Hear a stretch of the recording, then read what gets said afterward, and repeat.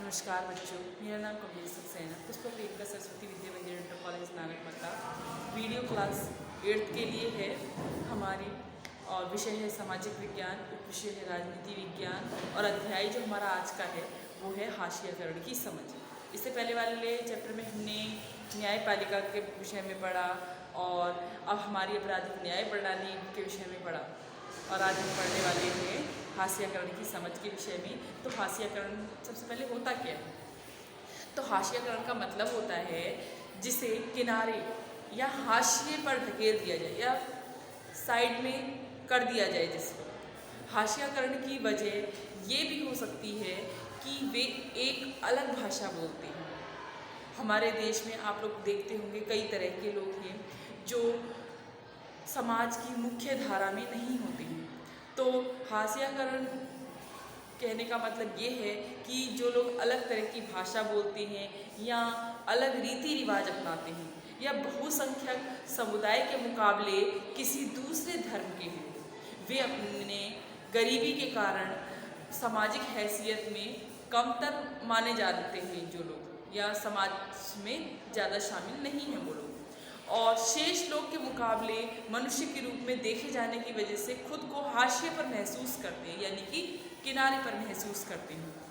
अब अगर हम बात बच्चों, इसमें आपकी जो बुक है इसमें आदिवासियों के विषय में बताया गया है कि आदिवासी लोग कौन लोग होते हैं।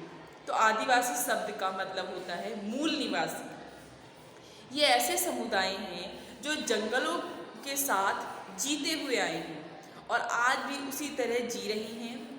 भारत की लगभग 8% आबादी जो है आदिवासियों की है, और देश के बहुत सारे महत्वपूर्ण खनन और औद्योगिक क्षेत्र आदिवासी इलाकों में ही हैं। जमशेदपुर है जो कि झारखंड में स्थित है, राउरकेला है जो कि उड़ीसा में स्थित है, बोकारो है जो कि झारखंड, और भिलाई है जो कि छत्तीसगढ़। आपने इस तरह के नाम सुने होंगे जो कि हमारे बहुत सारे औद्योगिक और खनन इलाके हैं।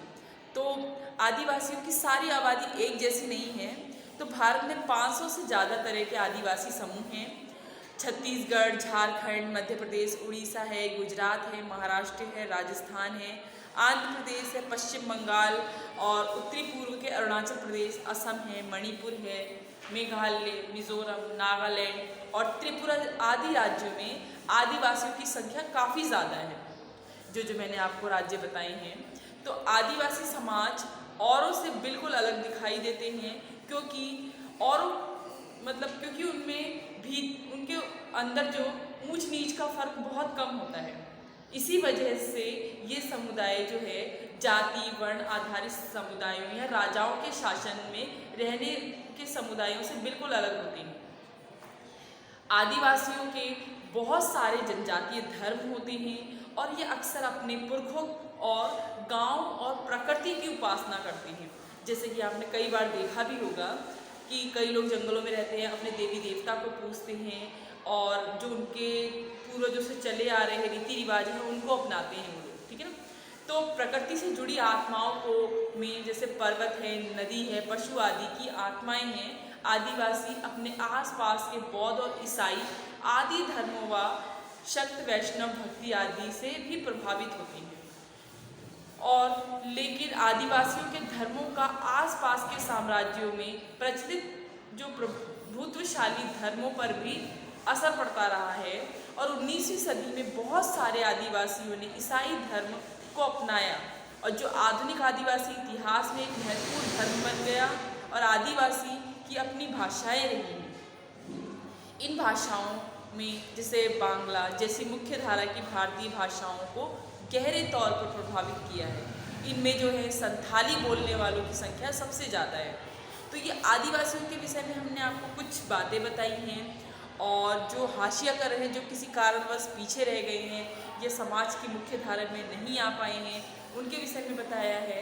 तो आशा करती हूँ आपको ये समझ में आया होगा। धन्यवाद।